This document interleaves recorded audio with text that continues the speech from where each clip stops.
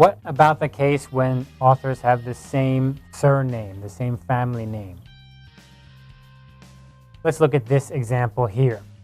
Here we have a reference for the author, Light, and his first name is I, begins with the letter I. 2006 is the year. Here's the paper. Here we have another author, Light, M.A. So this person's last name, family name, is the same name.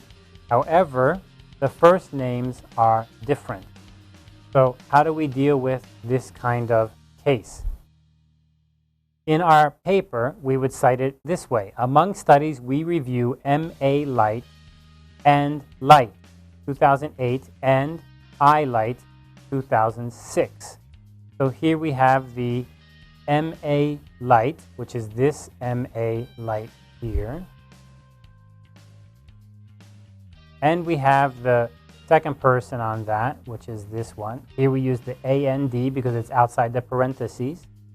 And then in the second citation, we're citing this Light, who is down here, and we're also including the I. So in this case, what we have is the situation where two different people, these are not the same person, here is not the same. The second one is the same.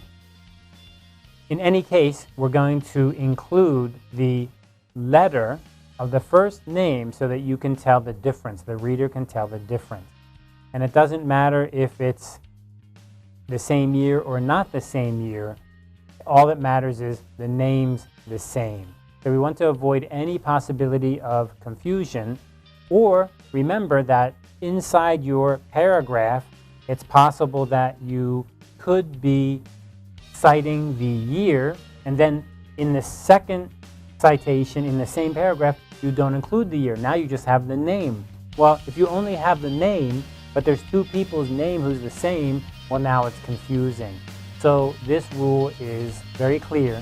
Include the letter even though the year may be different.